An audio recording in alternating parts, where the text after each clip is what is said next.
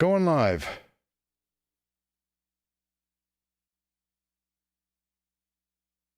We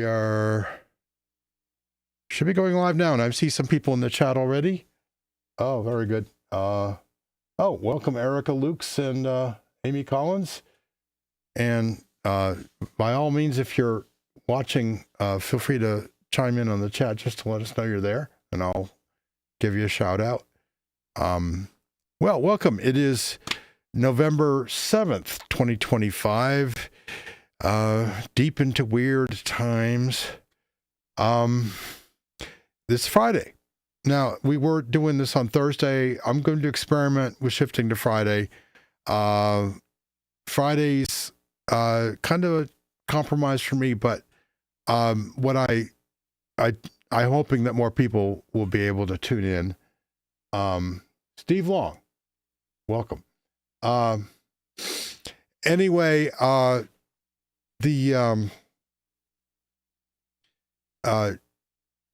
try this for a while, and the next one will probably be on the 21st of November.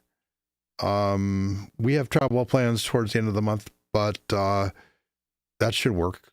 So, and then sometime early in December will be the next one after that. So, and I have Doug Johnson has agreed in principle to appear.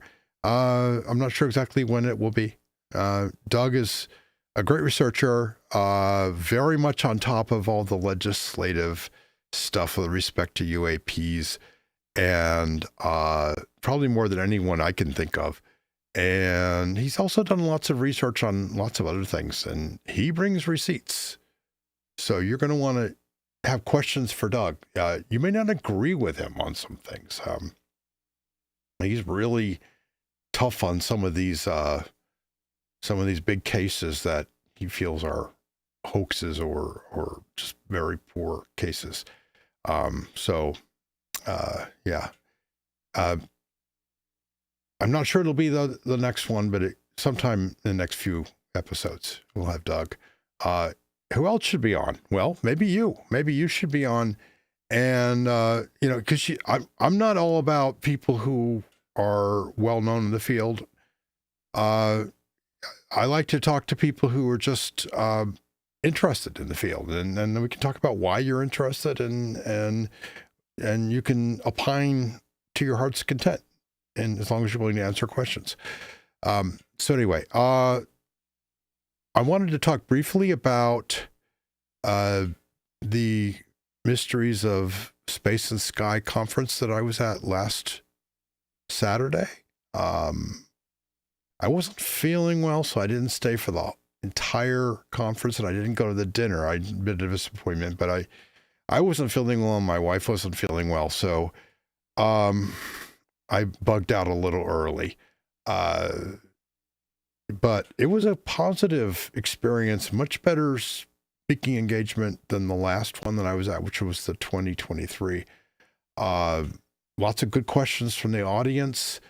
Justin Bamforth was there. He's always fun. And shortly after my talk, a lady came up to me and gave me her contact information and told me she is a therapist, and she wants to work with experiencers in the area in Maryland, because sometimes an experiencer has personal issues with their experience, and that I'm not going to be any good at helping you with that. And you don't have to explain it to me, of course, why you have these issues. But I can refer you to her, even if you don't want to talk to me about, and conduct an investigation. If you just want to talk to her, you have an experience that is something about that is bugging you, or you just need to talk it out with someone. She will listen without judgment. She won't pathologize. She will just tell you, I don't know what she'll tell you. And of course, everything you talk about with her I'm not privy to, and we'll never know about, and that's fine. The confidentiality should be maintained at all times. And so, yeah, you could talk to her. She's not going to make fun of you or ridicule you or call you crazy. She's going to listen and help you deal with it. And so if you're in Maryland or nearby and you want that kind of service, contact me, and I'll help you. You don't have to file a report with us to get that kind of referral. So yeah, that's one thing I wanted to mention. And it was good. This conference is not a big conference. We were lucky if we get 100 people. It's not an expensive conference. It's a one-day conference. It's at an Elks Lodge, so it's not like luxury accommodations, but it's fine. Plenty of free parking, and so as far as I know, Peter's going to have another one next year. I'll let you know. But of course, that's up to Peter. He does it it's a labor of love for him. He doesn't get rich doing it. As far as I know, he doesn't make any money at all. So he just does it because he wants to. And he's one of the good guys. We need more people like that who are not in it for fame or money or attention or whatever, just because they think it's important to them. Anyway, I'd like to introduce my guest. I'm going to switch over to this. There's his name is Jack Brewer. Most of you know who he is. I want to encourage you to fire questions and comments at Jack, and I'm sure Jack will field them all. Jack is the kind of guy who brings receipts. He has a lot of stuff a lot of research he's done, and is doing. He works with Erica on Expanding Frontiers. And so I'll start off the conversation, but as soon as somebody wants to fire a question at Jack, or me, but preferably Jack, because, you can send questions to me anytime, and you'll get an opinion. You may not get a fact, but, let's talk about stuff. Now, I think Jack's areas of expertise. He wrote a book called The Grays Have Been Framed, which I was influenced by. It influenced, if nothing else, our code of ethics at API, because I read some of the bad stuff that had gone on, and I said, we can't let that happen again. And also, he's written a book called Wayward Sons about the relationship between the intelligence community and one of the most prominent civilian UFO organizations, NICAP, which no longer exists in any meaningful sense, but was quite prominent in the 50s and 60s and early 70s. In fact, as a young kid, I wanted to join NICAP, but the dues were $6, and I didn't have $6. So I saved it up and kept the money under my bed. And then I heard that something had gone wrong with NICAP, and so we never made that transaction. But I really wanted to be part of that. That tells you, A, how old I am, and B, how long I've been in and out of this field. So Jack, welcome. Thank you. I really appreciate being here. And hi, Erica in chat. And hello, Steve and Amy. Thanks for dropping by. And I hope more folks will come by and at least say hello and let Paul know that you tune in. And he has a lot of good work at API, and their videos selections, the videos they've made, they go over cases. You won't see a lot of sensationalism and crazy talk from Paul and his team, but you will get the facts and systematic research. And Yeah. it's great to hear about the conference you were just at. And I'm an advocate of mental health professionals and professional trauma treatment. And I'm just so glad to hear that it doesn't matter. It's not an investigation. You don't have to find the origin of the experience to get professional help with being traumatized about something. That's exactly right. In fact, I think the first sentence of our ethics statement is that the well-being of the witness is paramount. And frankly, if we think that your well-being is threatened, we're going to, for whatever reason, and we don't judge, and we're not mental health professionals.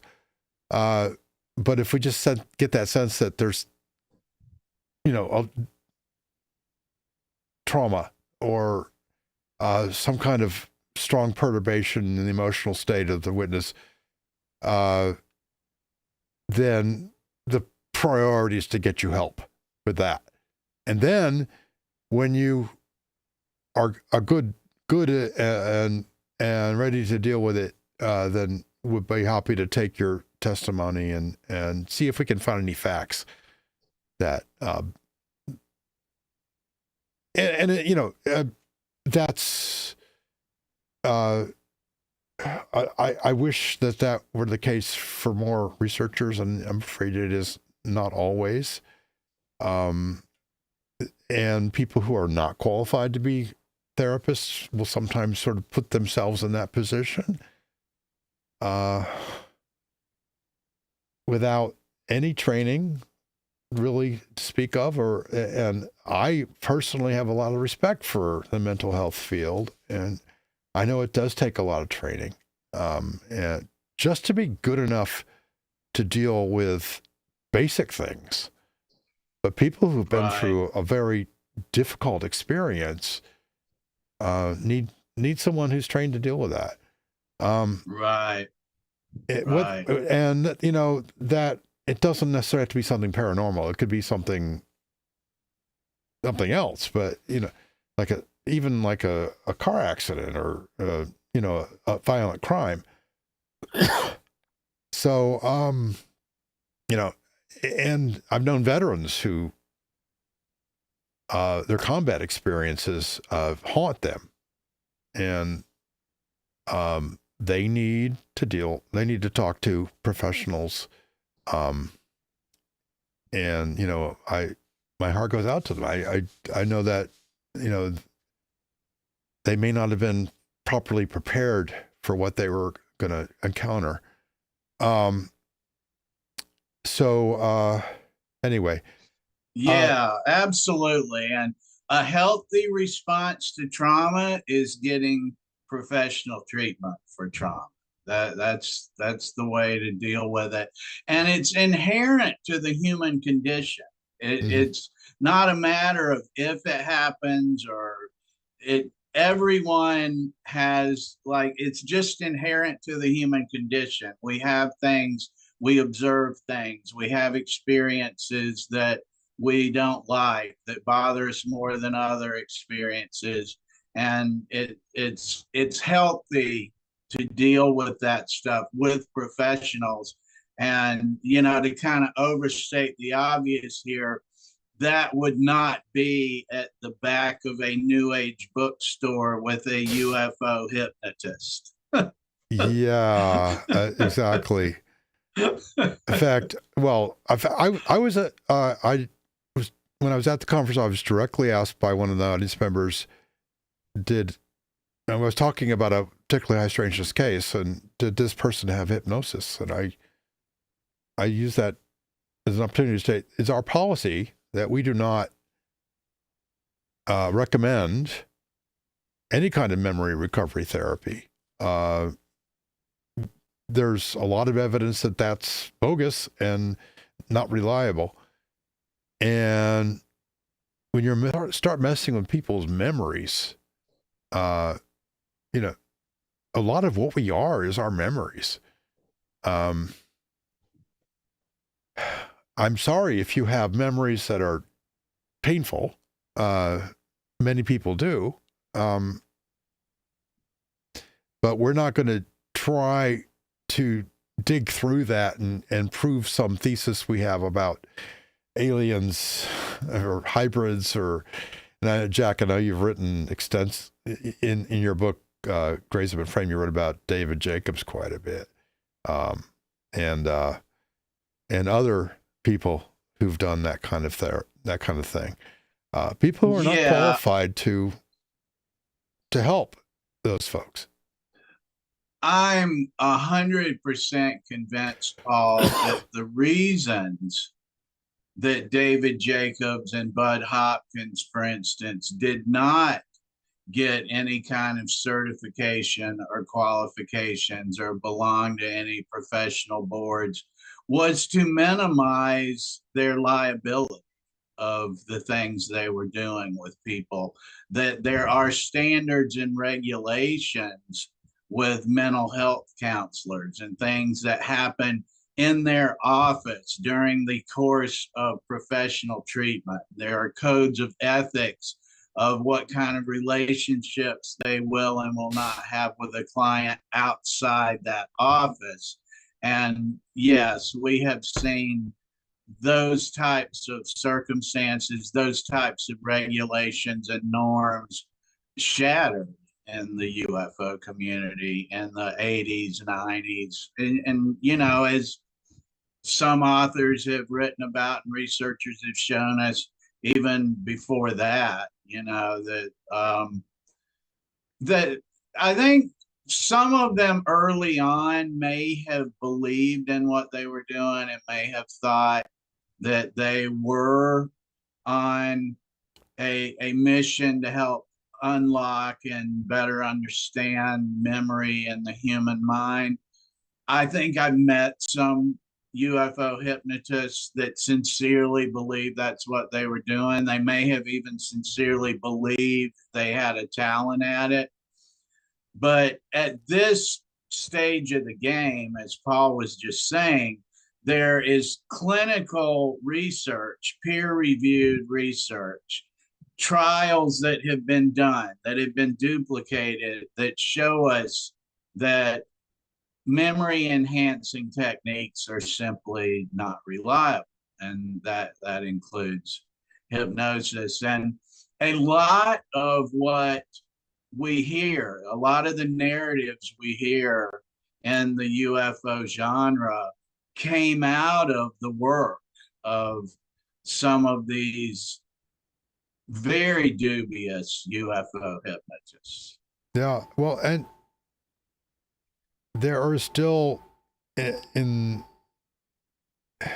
the popular mind anyway, the notion that hypnosis still somehow has a magical property that it can recover memories reliably.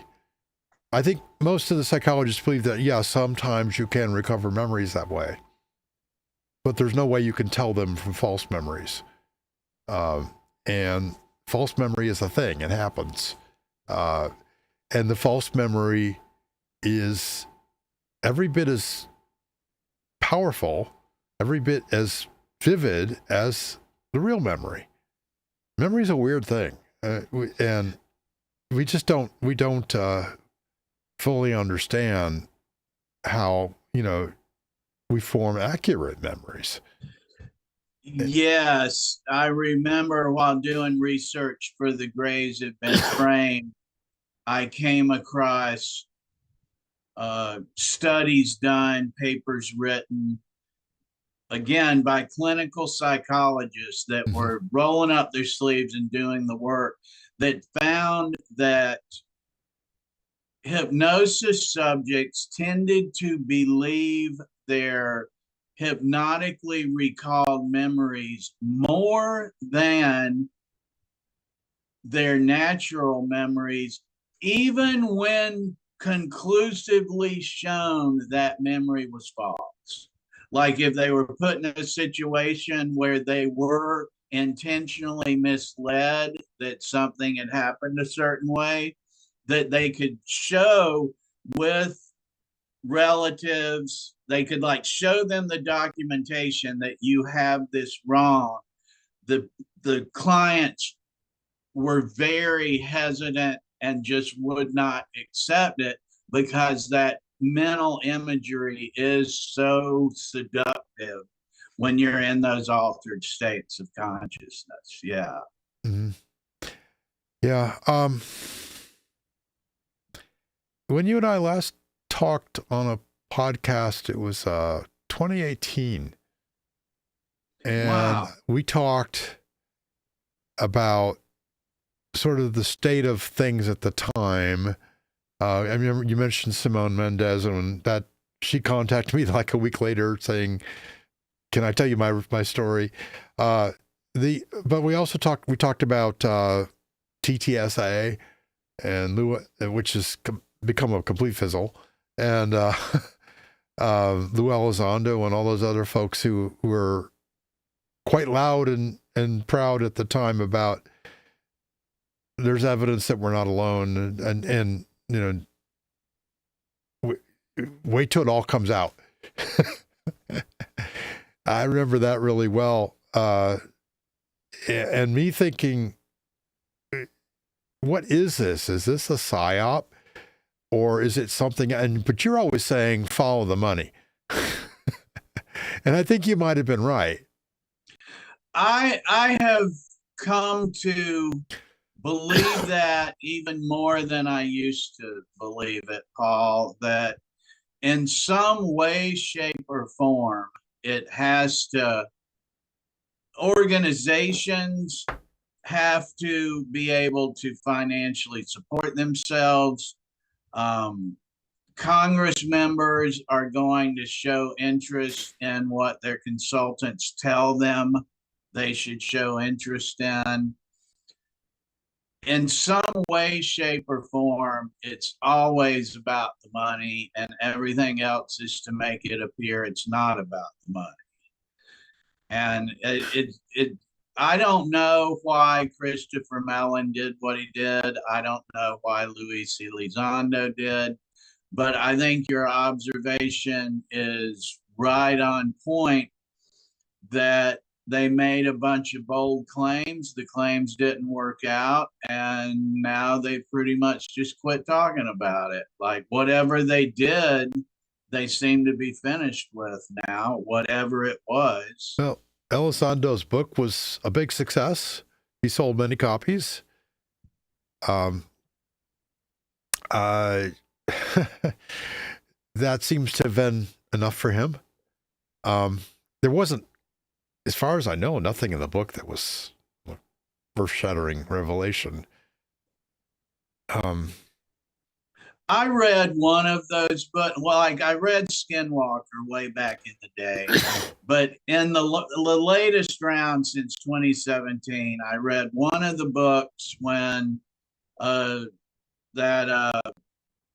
think it's SSE, something like that journal asked me if I'd review it, and I did. And after reading it, I can tell you, I don't envision anything that would get me to read another book that has anything to do with George Knapp or Luis Elizondo or Lukatsky or any of the above.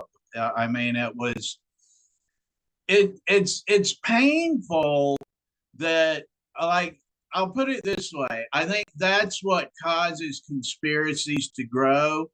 Is it's hard to believe that people that are journalists and that have degrees and have worked in the intelligence community could sincerely be as incompetent at presenting something in a systematic way that would make sense. Yeah. Like I'll put it this way, when intelligent people want to present something systematically that takes a reader through a series of evidence pieces and gets to a conclusion.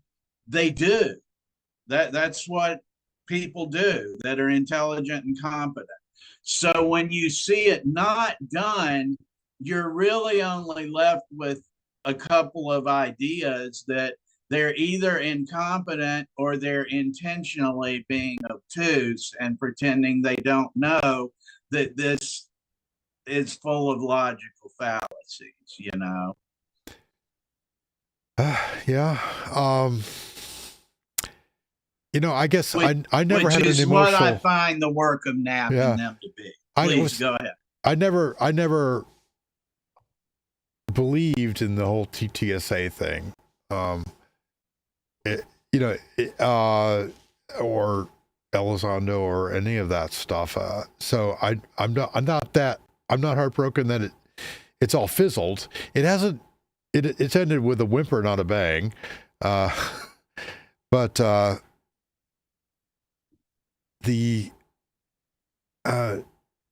it's just the reason I thought I might ask you about this is I know you've done a lot of research into sort of these complicated interwoven intersection between intelligence community people or people with connections to the intelligence community and the UFO subculture.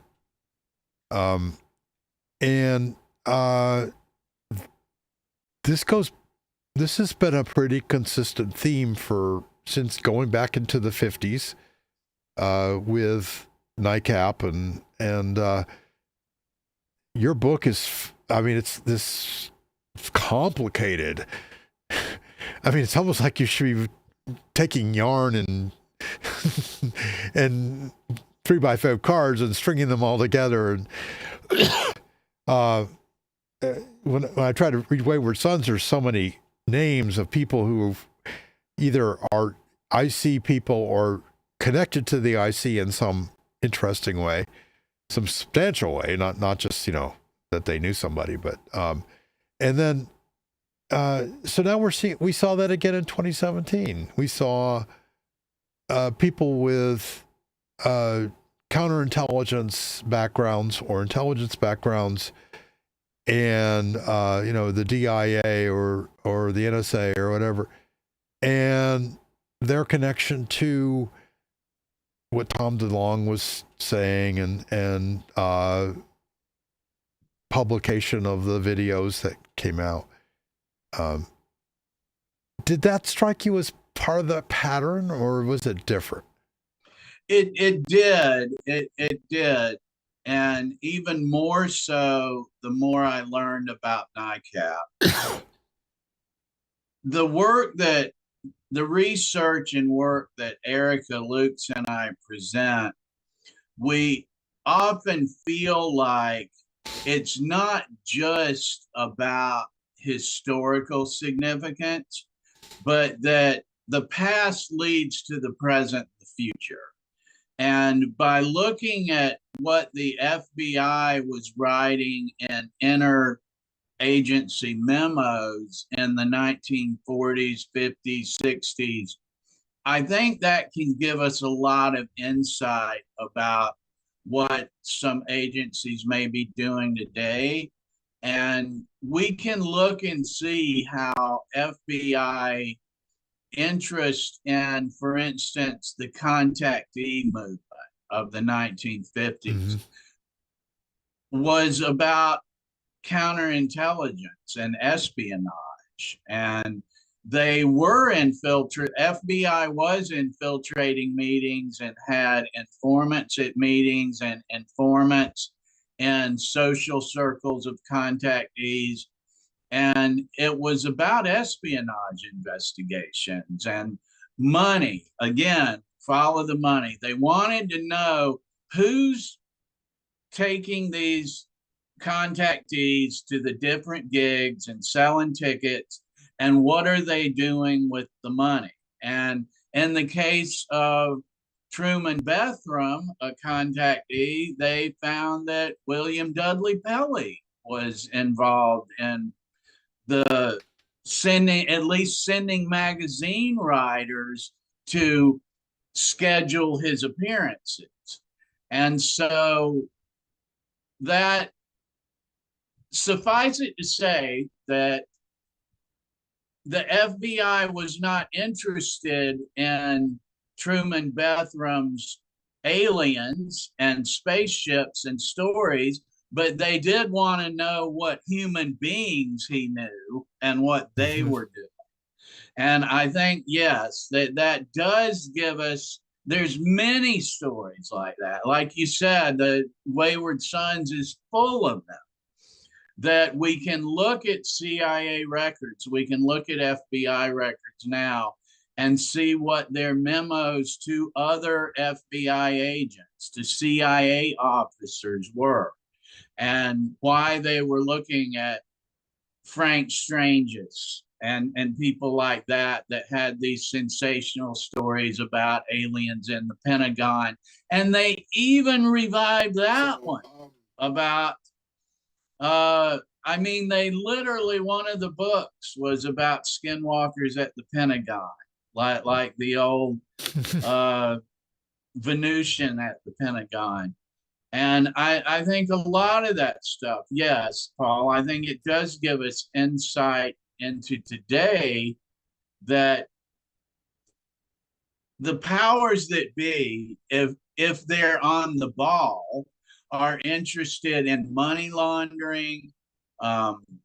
If you follow that money, you're gonna find out how spies are getting compensated, how they're getting paid, how they're getting placed and living with their cover. Like somehow the money is going to take you to the spies and the espionage. And I think that's what the FBI does. It's what it used to do anyway. And it gets involved in the counter aspects of it, not just tracking it, but putting bad information in the flow chart of information, and it gets very complex. Yes. And last but not least, they're professionals, they're the best in the world at it, and if they don't want you to figure out what they're doing, if they are committed enough to their project that it's a priority to execute without some UFO blogger figuring it out, that UFO blogger ain't going to figure out what they're doing. Yeah. So the what we seem to be at a lull right now where the whole business has fizzled a bit. There's other things going on, but there doesn't seem to be any force of personality behind it. It's just, drones over New Jersey, things like that. Which, and which I'm happy about that. I get to proceed with my quiet investigations without having to deal with the noise so much. I haven't been on Twitter in about a year, so I don't know what UFO Twitter is talking about now. Probably not much. I think some of them are pretty disillusioned. I'll add too, to what you do is hard, man. Yeah. To literally investigate UFO reports is a whole different animal than like historic forensic investigation. Yeah. It is different. Yeah. I'm not particularly well versed in historic investigation. When you or Doug Johnson or somebody like that does something like that, I have some admiration, but, digging through the old documents and piecing things together, you never get the whole puzzle in one shot. And when I look at Wayward Sons, it's like, well, here's a little piece of information about an intelligence community contact. Here's another one. Oh, and by the way, these two people knew each other and were both involved in some other activity, related to communist China or whatever. And it just goes on and on through the 50s and 60s. And you get people who I think are honest brokers who aren't even necessarily aware this is going on around them. People like Dick Hall, who was just trying to figure out UFOs, and did enormous amounts of research. We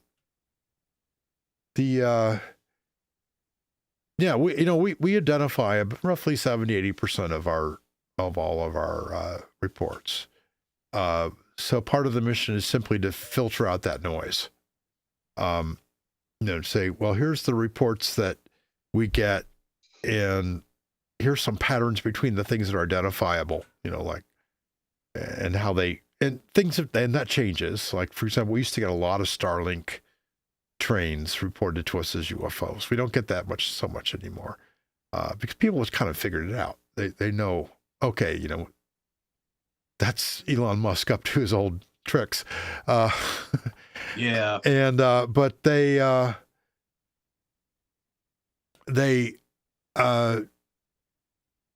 we also get some of this. We still get the planet Venus, for crying out loud. Even now, get that. So, the other 20%, a lot of that, not all of it, in my opinion, but a lot of it is what they call the low information zone, which is where just not enough information to really figure out what it is, but it's probably something not very anomalous.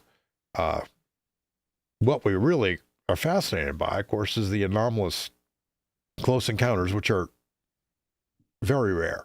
If we're lucky, we get one a year. Probably most years we don't even get one. That's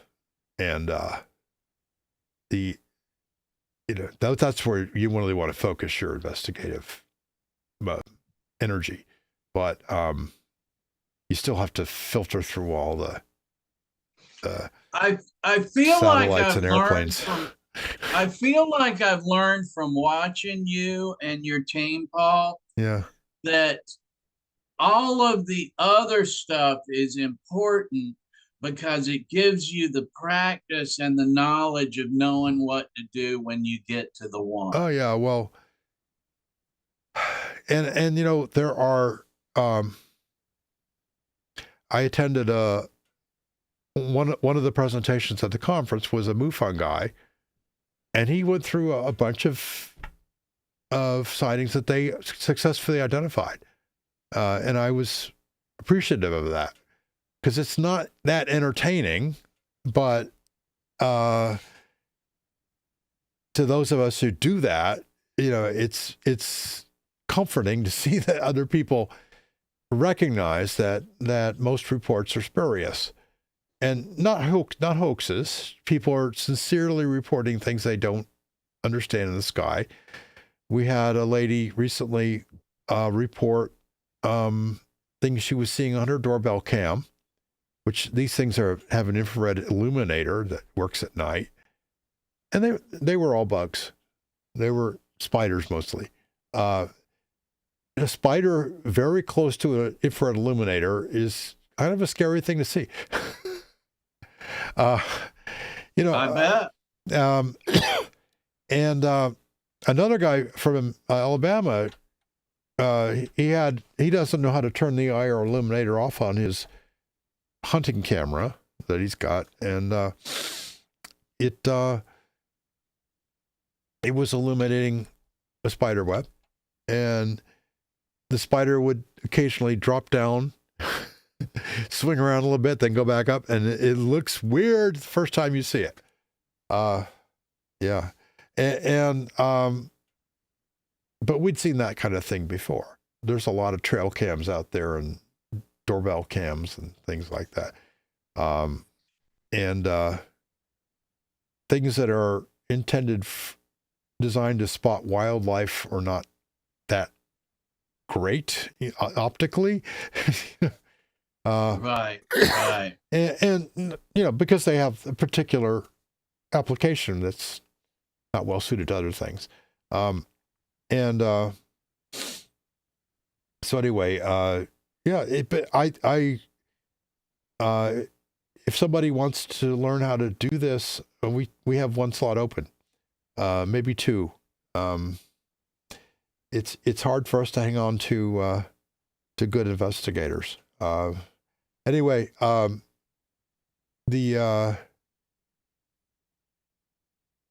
we? I kind of like to get back to the intelligence community. The FBI used to be really worried about communism, and in the 50s, I think, when they were investigating a lot of these contactees, they were worried because a lot of the messages from the aliens were, kind of communist in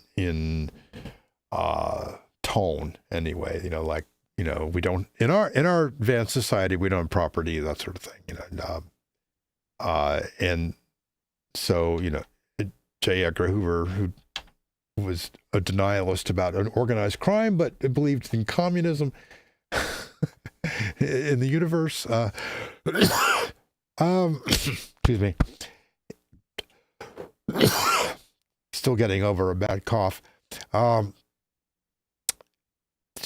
J. Edgar Hoover wanted to make sure that they tracked down all these commies wherever they might pop up. Now, that's not what the IC is about now. It's not the FBI. They're more, for a long time, there was terrorism and the global war on terror. And there was that coincided with a long law, I think, like from maybe the mid 90s to the mid teens, like 20 years or so, where there doesn't seem to be a lot of interest. Which, does that coincide with your observation, or? Yeah. The intelligence community does ebb and flow. It has been courting the UFO community pretty much since day one of the modern UFO phenomenon, 1940s to present. I guess now's as good a time as any to give my disclaimer that I don't claim that all UFO reports are government psyops or hoaxes. I don't know. I don't know what they are, but we can see that there are shenanigans with the intelligence community. Right. And so it's important, I think, to identify those as best we can, or at least the dynamics that were going on, like you're talking about, Paul. And it pretty much stayed with us from one era to another. I mean, we had the contactees, we had NICAP that had a CIA director on the board that was overt, and then had what we now know that they did not at the time, was a CIA psychological warfare specialist on the board of directors of NICAP. And from beginning to end, NICAP had CIA officers managing its affairs. And then we've got the whole Paul Benowitz and Bill Moore and all of that going on that ties right into Simone Mendez, same era, passing forged documents. It seems like it was a way of counterintelligence. All the way, to present, like you say, we just got through having former Pentagon officials and intelligence officers teaming up with a rock star to tell us they're gonna break it wide open and build spaceships to literally go to the stars. And it didn't work out, but by my book. whatever they were doing. And I had a running theory that I feel like has gotten better with age, and that was uh, back around the time leading up to the time that I wrote The Grays Had Been Framed, so like the 2010 time frame. I felt like that with the war on terror and everything, I felt like that some of the people I knew in the UFO community that felt they were under surveillance, I believe many of them were sincere. I thought that some of the people I knew honestly believed that. Some of them seemed pretty baffled about why that would be. Like they didn't really buy into they're trying to cover up aliens or they're going to kill me if I talk about. They didn't really buy into that, but they'd be like, Jack, this happened and this happened. And so what, what could it be? And some of us found some pretty good things it could be that didn't have anything to do with that. They just happened to be people in the UFO community. Like there are other reasons that law enforcement agencies and federal agencies put people under surveillance that just happen to be UFO researchers sometimes.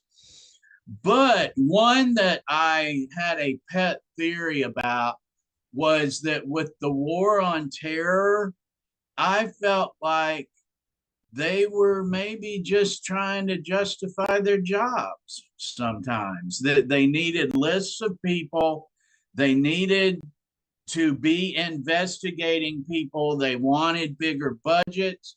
And I felt like that got some credibility when I began to learn more about Snowden when he came out. And we began to learn that at one point in the gaming community, they had to put together a task force to try to coordinate the undercover FBI agents and CIA officers because there were so many of them infiltrating the online gaming community that they were investigating each other, Paul. Yeah, yeah. And so they needed a task force to straighten it out because they thought maybe Middle Easterners are money laundering and transferring funds and will catch the next plan through here. And maybe when I say they were trying to justify their jobs, maybe that's unfair because I could also say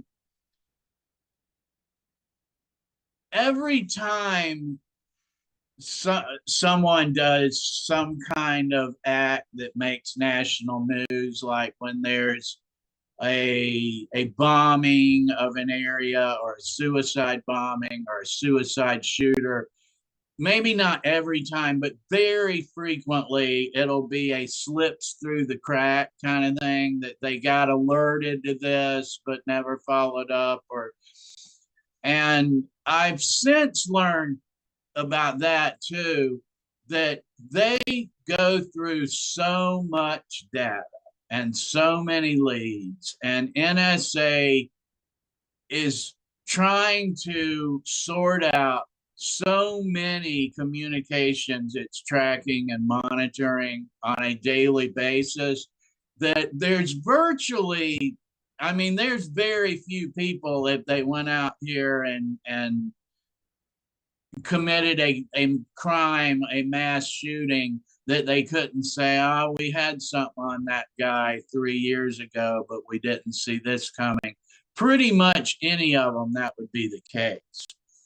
Yeah. And so I felt like my working theory of maybe some of the people I've known in the UFO community actually were under surveillance because it was part of a much wider net that they just fell into.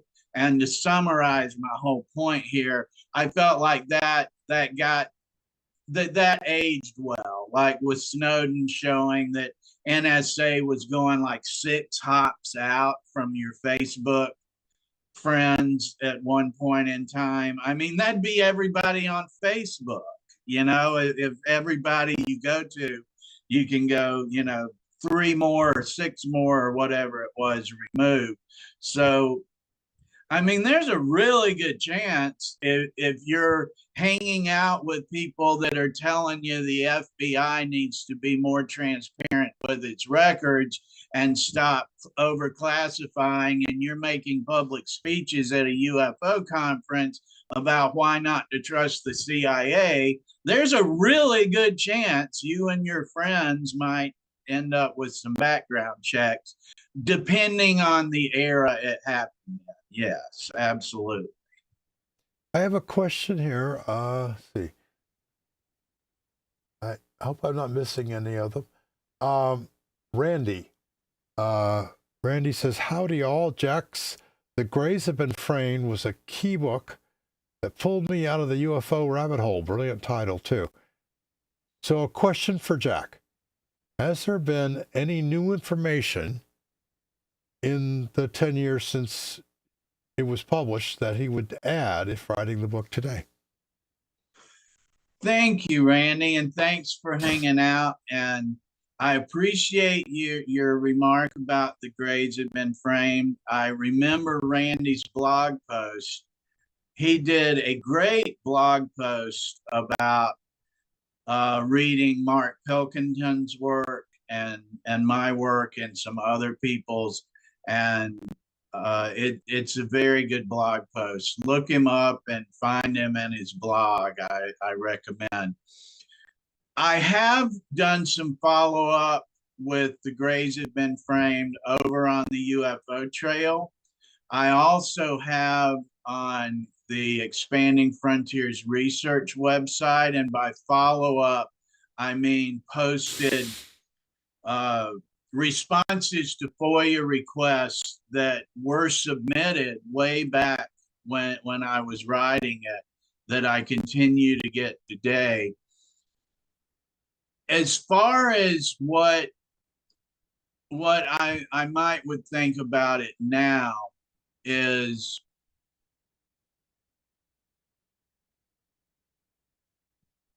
I think that maybe one of the most important parts of it was the misogyny in American culture and amplified in the UFO subculture.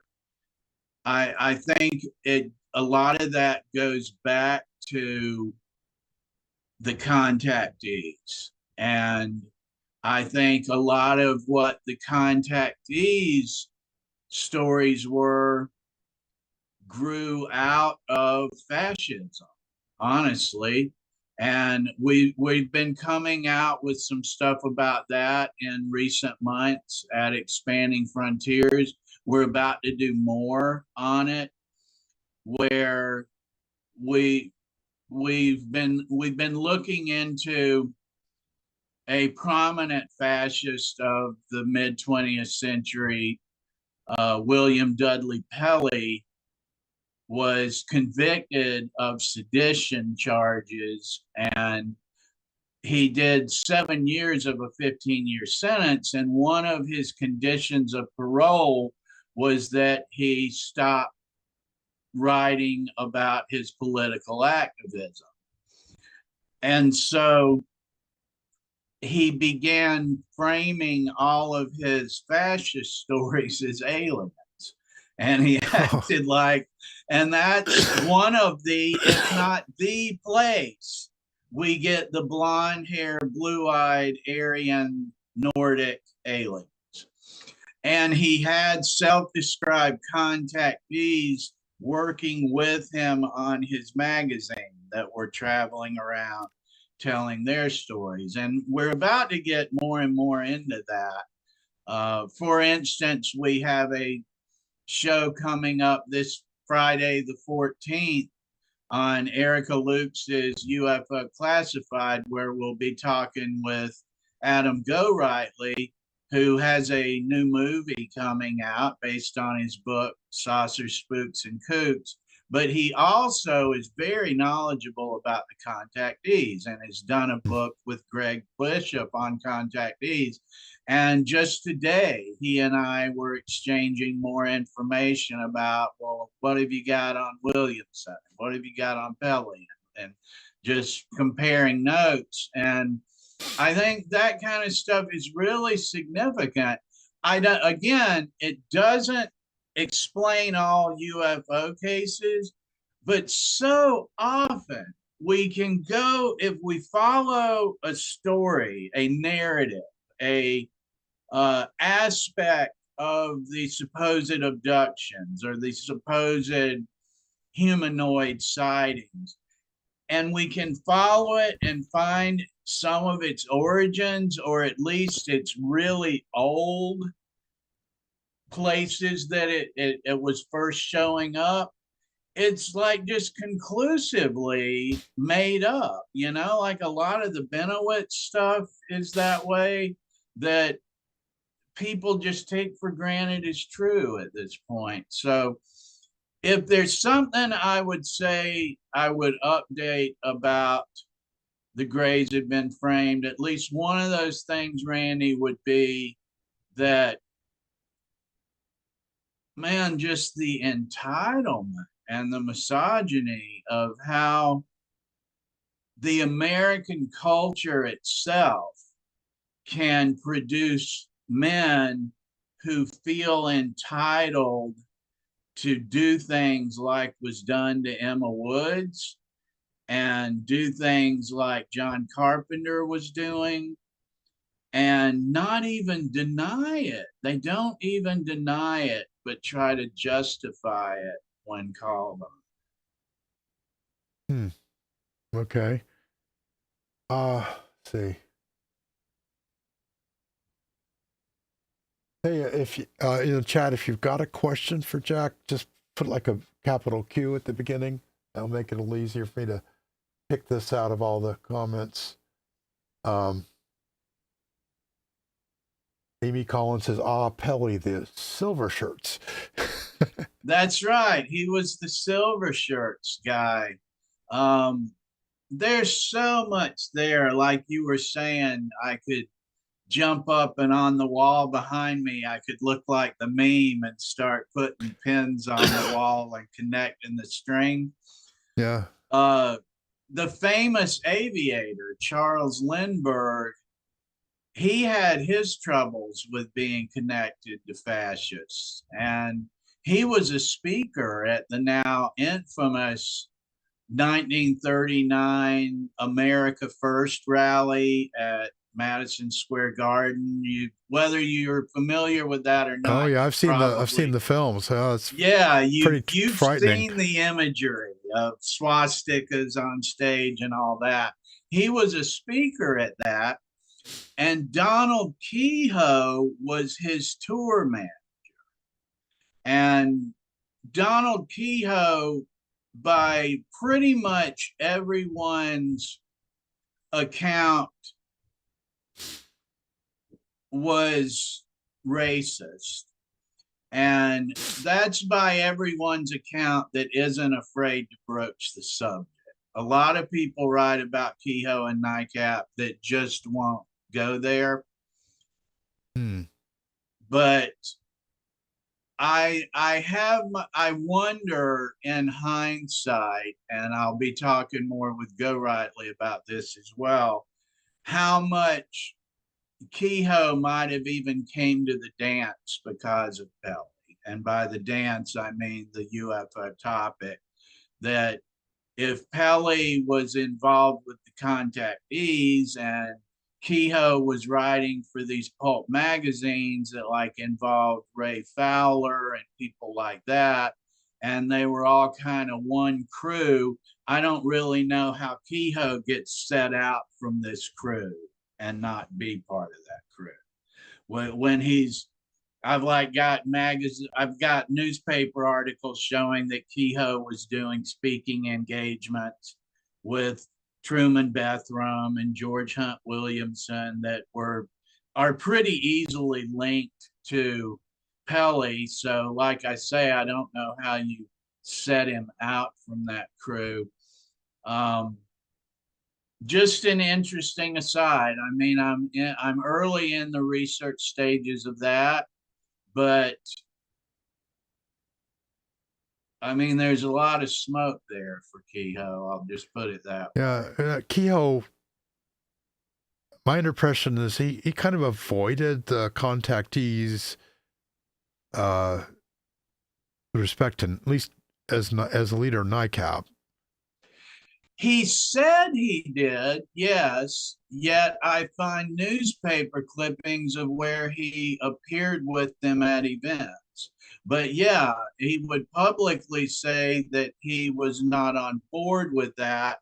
And I think that he and Hall, in my opinion, both were guilty of using the term science to sound like it made their work more valuable, while I feel like both of them threw the term around more than they actually practiced it. Hmm.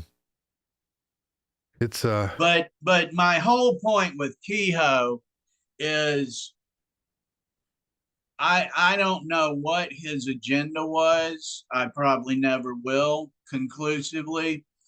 But if Pelly was using the UFO and contactee and abduction narrative in order to keep writing about Nazis without breaking the conditions of his parole, I can see where if someone agreed with that or not, if there was funding dollars in it and it was getting you a microphone and a stage or any of those things that you might find advantageous, I can see where you might ride those coattails.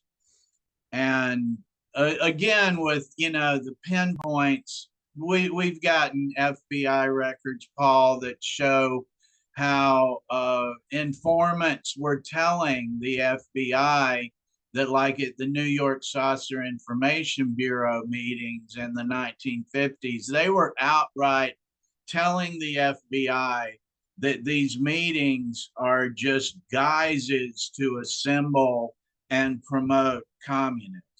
That gets into, like you were saying, Hoover saw a communist behind every tree. So at what point, like I mean, there's some aspects of the FBI that are pretty fascist itself, or at least totalitarian. So there's a lot of research, a lot of good research that could be done there. And I think an overarching point is there's a lot going on in the meetings that doesn't have anything to do with flying saucers. Yeah. true. And for people like me, that's still going on, and it's still can be disheartening. This is exactly. This is where Erica and I both feel like looking at this stuff and presenting these records and doing videos and doing blog posts, doing interviews about it, it indeed gives us another framing of recent and current times. Yes, I think it does. Okay, let's see.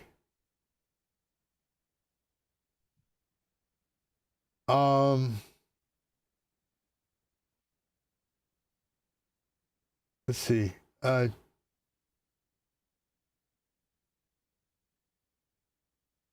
Any more questions for Jack out there in the or just a comment that Jack can pivot from?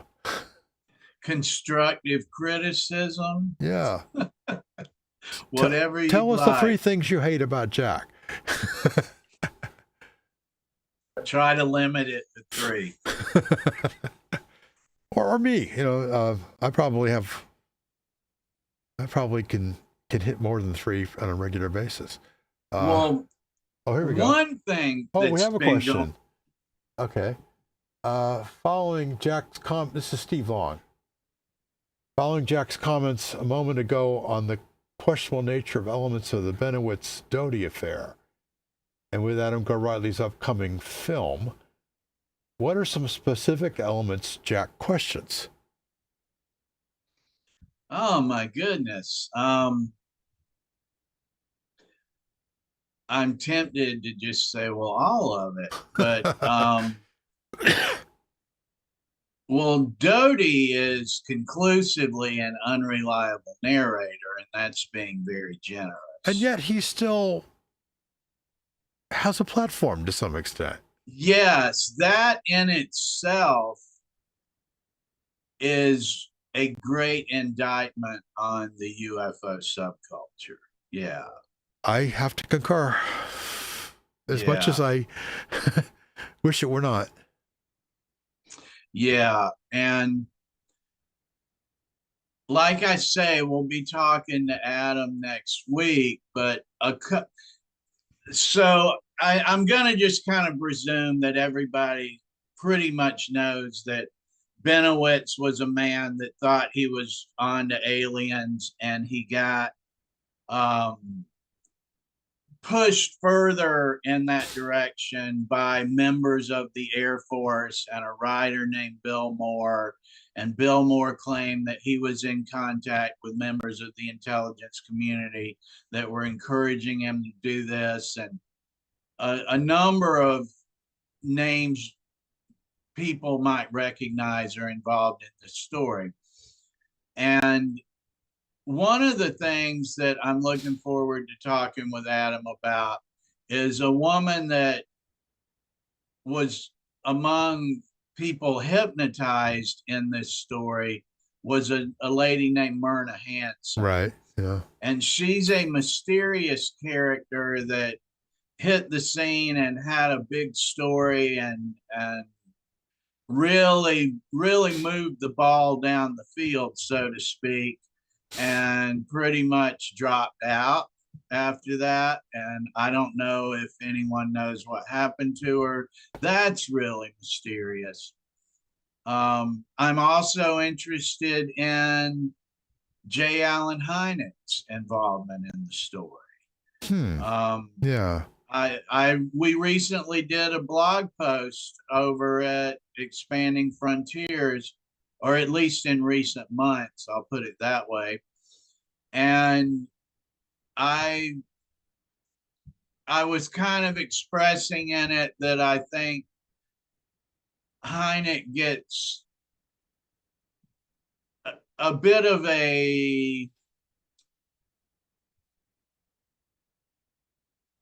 I'll put it this way. There are some characters like Hynek and Valet that I think should have more questioning of some of their actions and statements than they typically get. You know, And yeah, I remember Hynek was involved with like providing a computer to Benowitz or something. yes, and it was the computer, according to Go Rightly and his sources, it was a computer that was from the Air Force that ostensibly would help Benowitz intercept alien signals and interpret them for him to make reports back to the Air Force. While what it seems the purpose was to get him off track of actual work that he had stumbled upon going on at the base he lived beside. And I guess in a most favorable view, we would say Hynek worked for the Air Force for Blue Book. So maybe he was just in the office one day and somebody said, hey, on your way to the airport, would you drop this at this dude's house? We'd appreciate it. That seems pretty far-fetched to me. Um, I honestly, I can't think of a way that Hynek was involved with dropping off that computer that would reflect well on Hynek. Yeah. Um,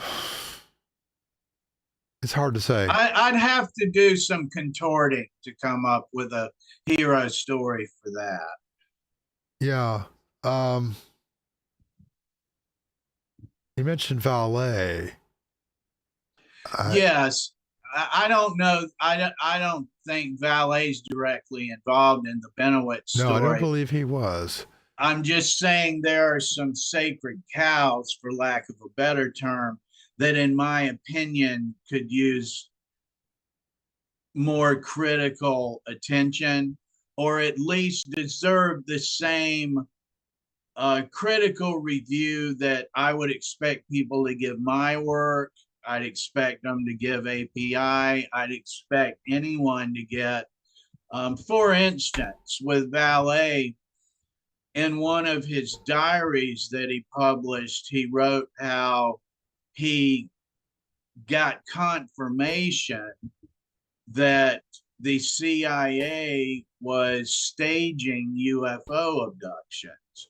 And when I got wind of that, I was pretty interested in, well, do tell. I mean, how about some details?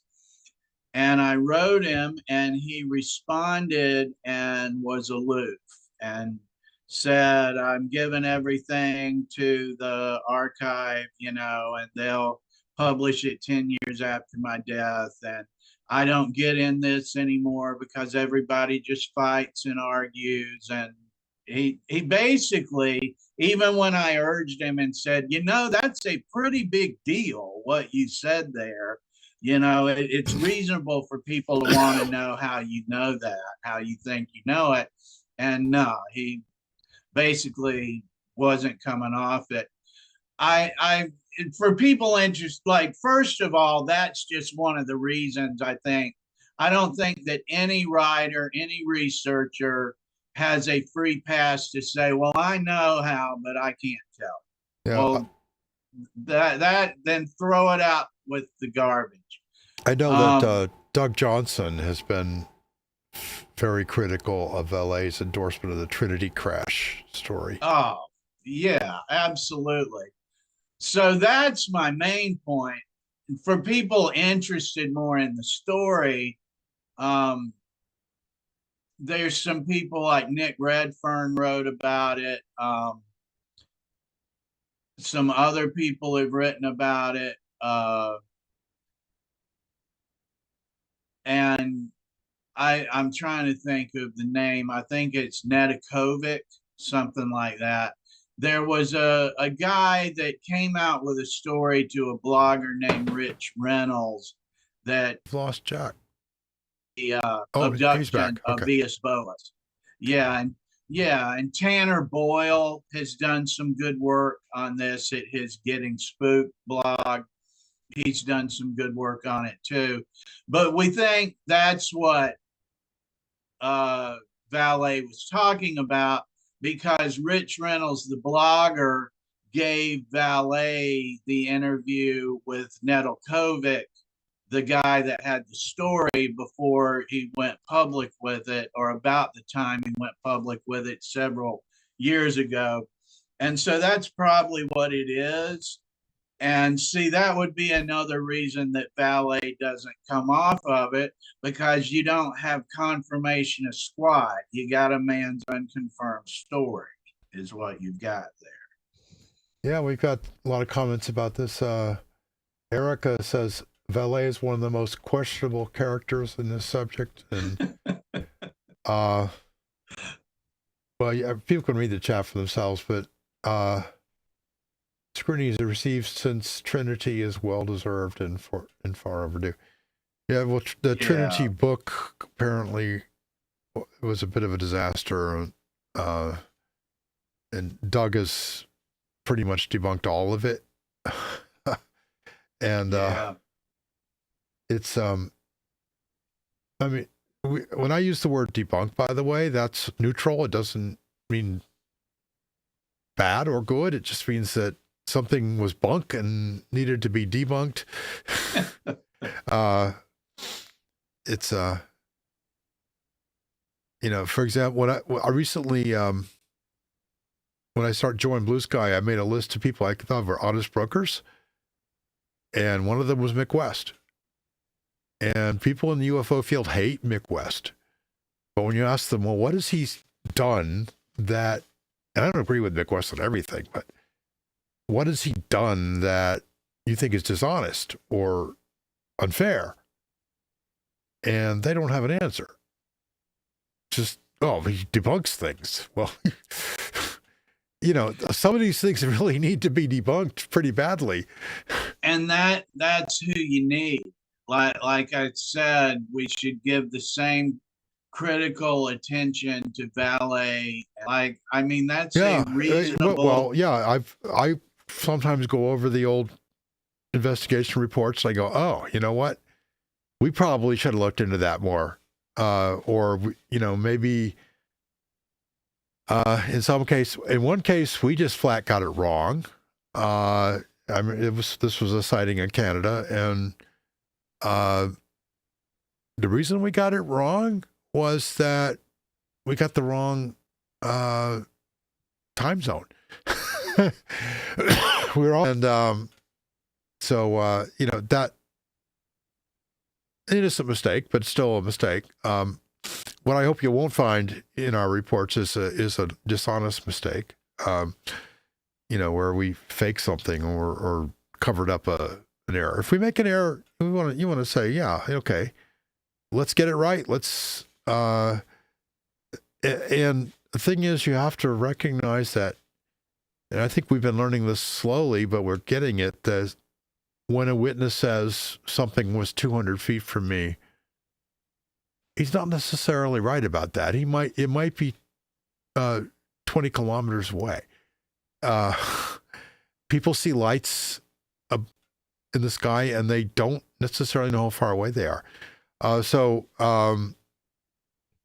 in fact, I'm going to go talk to a guy very soon who saw a light quite close, and maybe he can convince me that he did. But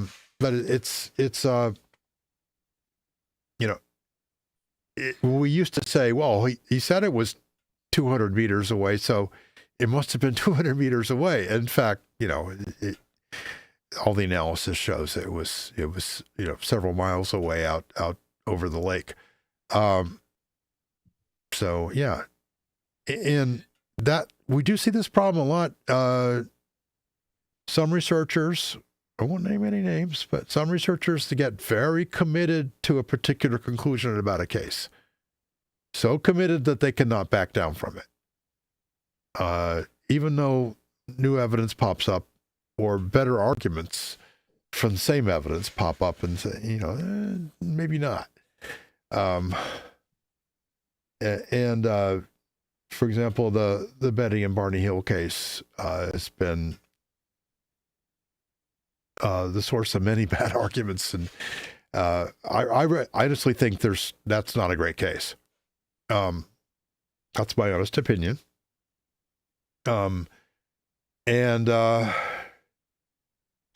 of it's because a lot of it's based on hypnosis, and some of it's because Betty and Barney were very tired, and Betty later on turned out she was one of those sort of believing a seeing person type people, and she saw UFOs almost all the time,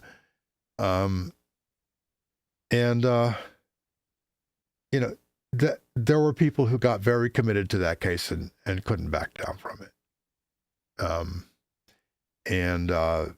Other cases like Roswell have been that way. Roswell is not a great case.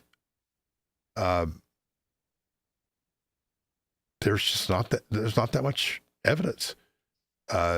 It's mostly eyewitness evidence, and it's not and most of it's not even firsthand. So, and so some people spent so much time on that case, so many years investigating it, that they can't back off and say, well, you know what? Not a wonderful case. Let's move on. You pretty much have to. It's almost like the burden shifts to the debunker, who has to prove Yeah, that the case is no good. and like you said, you have an appreciation for Mick West's work. That's who you've got to get on board. Like, Yeah, well, I mean, he works very hard at his investigations, puts a lot of effort into them. I think his investigation of Aguadilla was definitive. He wasn't the first one, or he wasn't the first one to investigate it. He wasn't the only one to reach similar conclusions, but he really did a lot of modeling of the line of sight to the object and showed pretty definitively that there was nothing very weird about it. And the people at SCU really disappointed me by, they clearly had reached some incorrect conclusions. They might have. they've been very disappointing. Yeah. Back in the day when I saw they were going to be doing papers and stuff, I thought this could be pretty good, and it's been quite disappointing. You know, yeah, I mean, but if you make a mistake in your analysis, if you want to be scientific about it, you retract your conclusion, or you at least find a different argument or a different evidence for your conclusion. And Mick West showed quite definitively that they were wrong about some things, and Mick wasn't the only one that showed this. Other independent people did too, and they wouldn't back down. And that's not how we want to proceed. Yeah, that's how you begin even wondering if it's good faith when Yeah. that happens. And someone like you and your team, Mick West, you're the people that if I had something, you're who I'd need to go to and say, okay, I got this and this and this. What am I missing here? What am I overlooking? And don't get myself in a position where I've already declared what I'm looking at, when like there just may be things I don't know about it, you know. By the way, I wanted to tell you, you mentioned the presentation about identifiable flying objects. I was in a regional meeting several years ago, a regional MUFON meeting, where a presenter was going over some things like that. And I thought it was quite interesting. Like they were explaining how things can look different at different altitudes, and depending on, you know, the oxygen at different altitudes and all kinds of things. Someone got so angry they left, Paul, and voiced their discontent about, I don't need to know what things are. I came to this meeting to find out about objects we don't know what they are. And I was like, wow, I thought it was a really good presentation, you know? Well, yeah, I mean, it's true to me and to a lot of other people that only the anomalous things are really interesting, but you've got to have a reliable way of ruling out at least the known, what I call IFOs, identified flying objects, and when you have an anomaly, it could mean that, you know, it's just a puzzle you haven't solved yet, or it could mean something more dramatic. It's not justification for your particular theory about alien life or whatever, that is a whole nother kettle of fish. And Valea said that we shouldn't be theorizing, and I agree with that. It's very premature to theorize about the unidentifieds, the small class of high quality unidentifieds, very, very small class of things. And many of the unidentifieds that we know of are not that strange. That is, maybe if we knew more, we would decide that we did know what it was. In my favorite case is Skylab 3, which is a very high quality UFO case. You got 3 astronauts who all saw it. There's photographs. It's documented in official NASA documentation. It's not that weird. I don't think, in my opinion, it's not explained. But although people have attempted to explain it, I don't think it's been successfully explained. But it's it's basically its color and the fact that nobody at the time in 1973 knew what it was. They didn't have it. They weren't tracking it. And red satellites are very rare, if not unheard of. So that's a good example of a low strangeness, high quality case. Someday if we we may unearth some data that would allow us to understand what that was. But you just keep searching and hoping that patterns emerge. Maybe they won't emerge. If something was completely random and made up, then there shouldn't be a whole lot of patterns. Unless we're talking about the mythosphere, mythology, where patterns do appear. One of my favorite cases, Paul, is that same time frame, the early 70s. There was the Snoopy 2. That was the name of the police helicopter in Charlotte, North Carolina, that engaged with a flying object that was not on any kind of flight log, and they were in communication with the control tower, and they gave a physical description that was an unusual craft. It was one of those, for lack of a better term, upside down ice cream cone type things. And it played with them in their estimation. And it scared the police officers by their own description, just not knowing what it was and why it was there. And got in a bit of a dogfight with this helicopter, and then was able to leave at a speed they couldn't keep up with. And so, no, I mean, that's a long, long ways from, like you say, a whole nother kettle of fish for an alien visitation. But that is an interesting incident that has good documentation that, I mean, someone was flying something. So is that like rich madman from a James Bond movie that's just testing out an aircraft? Is it a exotic experimental craft that never really made it to declassification or whatever?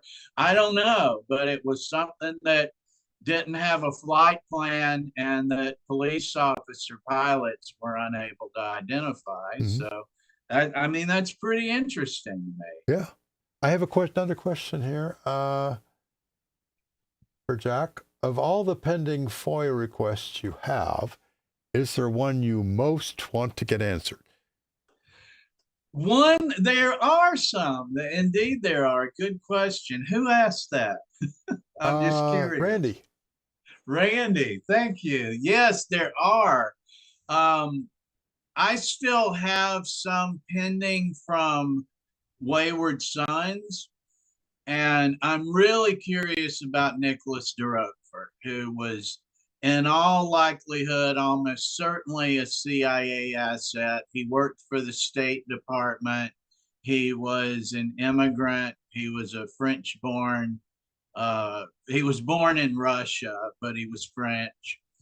And he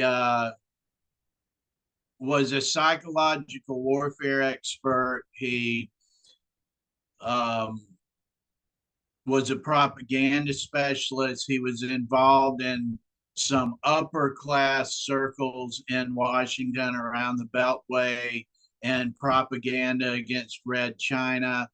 And then he helped organize NICAP. And I got some records from the FBI on him at the time when I was writing the book, and I kept trying to get them further declassified, and I couldn't. But Hmm. my latest try, I appealed a denial of a mandatory declassification review, and it was remanded, which means they at least sent it back to tell them to take another look. So maybe that will bear fruit. But also, what I'm really interested in as well is at the time I got those files from the FBI on de Roquefort, they also told me to check with the National Archives, and they told me what file number to request, which I did. And the National Archives at that point in time, which has been about 5 years ago, said they had a 200-page FBI file on de Roquefort, and it's been in processing ever since. And it was actually initially projected to be uh, ready a couple of years ago. I'm sure it got set back by the pandemic. I'm sure it's getting set back more by the shutdown. But I kind of like to think and do think that the nature of the material that's in it might be taking a while to get looked at for classification as well. And I'm really looking forward to whatever they release to me, and, getting to take a look at that and crack my knuckles and get the appeal started of what they withhold. And, I'm looking forward to reading that, because de Roquefort is one of the more interesting characters to me in the whole NICAP saga. Hmm. 200 pages. That was an FBI file. It was. See, he went to work for the FBI, and the files I've gotten on him so far show that or he went to work for NICAP, I meant to say. He helped organize NICAP. And the files that I've gotten on him from the FBI so far show that he was a State Department employee as a translator during that period. So he literally worked for the State Department while he was at the NICAP offices, supposedly helping raise funds and investigate UFOs. And personally, I find it an insult to intelligence to think that a State Department man just thought he'd moonlight as a NICAP administrator. Like that just insults my intelligence. And a journalist in the 1970s actually sued the CIA for de Roquefort's records, if they exist, and a judge ruled that the CIA didn't have to produce them or clarify if they existed or not, because it was ruled that it's the nature of intelligence agency work to need to be able to protect its sources and methods. I think an argument can be made for that. I think I could argue it either way. I'd like to think that with enough time passage and the historical significance, they might come off with some of it. But another interesting thing about that lawsuit was the journalist, a man named Stanley Backrack, was not interested in UFOs in the least. I don't know if he even knew about NICAP. He was interested in Nicholas de Roquefort's work in the China lobby and against Red China joining the United Nations. And de Roquefort was very successful in raising funds and rubbing elbows with powerful people in Washington. And many people were really confident that he was working in the interests of the CIA when he did that. And again, so it just insults my intelligence to think that he did all that and then said, "Hey, this T. Townsend Brown guy seems like he runs a nice outfit. I think I'd like to volunteer there." Yeah, I'm certain as I can be without being able to present the documentation, that de Roquefort was a government asset.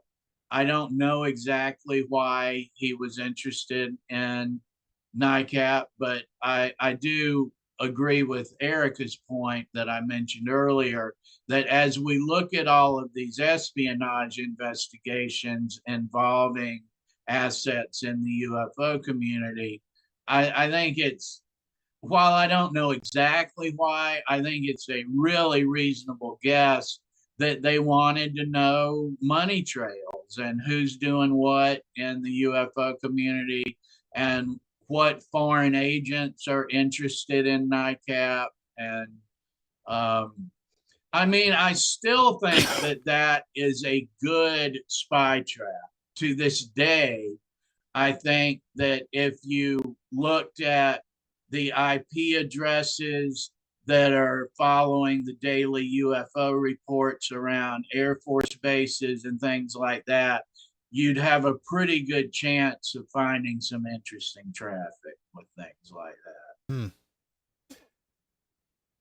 Hmm. Like we're out of questions for the time being. Anybody else? I have to say I'm very appreciative of all the people that showed up and participated in the chat. Me too. That's what we want to get going on every episode. Hopefully some of you guys will come back in 2 weeks.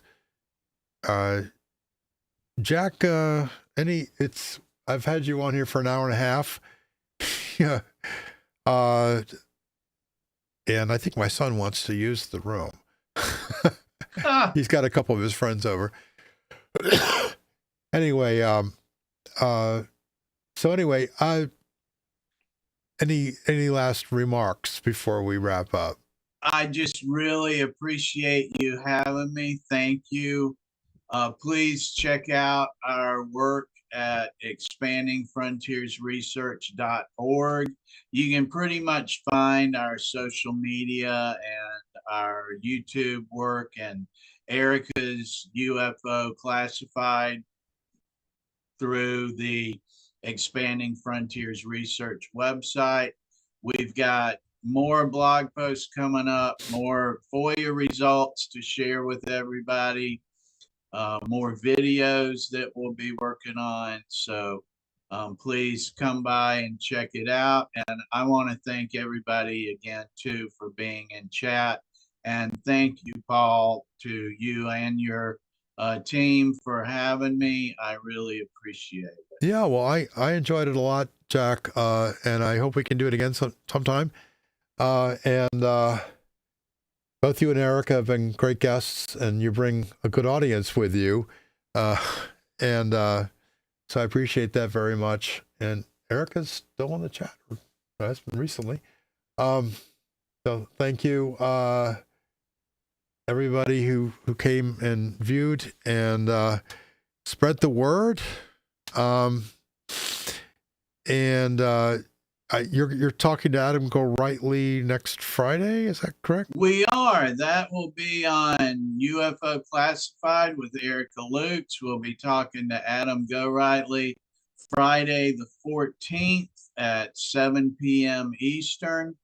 And I we will, cannot recommend that highly enough, and I'm really looking forward to his the film that's being done of saucers, spooks, and kooks. yeah, me too. We'll be talking to him about that. We'll be talking about his insights into that and the Benowitz affair and ufology as a whole. We'll be talking about his deep dive into contactees and the shenanigans around all of that. And yeah, that'll be on UFO Classified with Erica Lukes. I'm definitely going to watch that. It may be not live, but I'm going to watch it. It's I think that'll be a lot of fun, and he's got a good sense of humor too. So He does. And if you haven't read Saucer, Spooks, and Kooks, you should. It's pretty light going. The chapters are short, and the characters are fascinating. So anyway, well, thanks a lot, Jack. We will we'll be in touch. Thank you. Thanks, everybody. A final word or two. Stay in touch. Get in touch. If you have an anomalous encounter you want to report to us, go to reportaufo.org. Doesn't necessarily have to be a UFO, although broadly speaking, that's what we investigate. Again, and I mentioned earlier, I can put you in touch with a therapist if you want to talk about an experience that you're trying to cope with. No judgment. We don't think you're crazy. Just want to, you want to have someone to talk to about it at a personal level. I'm not that guy. I'm the guy you talk to about what you saw and when and how, or me or Marcia or some other investigator for API. If you want to get to our website and look at our investigations, have questions, it's aerial-phenomenon.org, or just go to reportaufo.org, and then there's a bunch of tabs there you can click on. You don't have to fill in the report form if you don't have anything to report. I'm on Blue Sky. API Case Files is on Blue Sky. I am not on Twitter anymore at all, really, and very little on Facebook. Just a tiny bit on Reddit. Kind of slimming my social media diet down to almost nothing. I post about our cases and things like that on Blue Sky. I hope to see you in 2 weeks on the, I guess that would be the 21st. And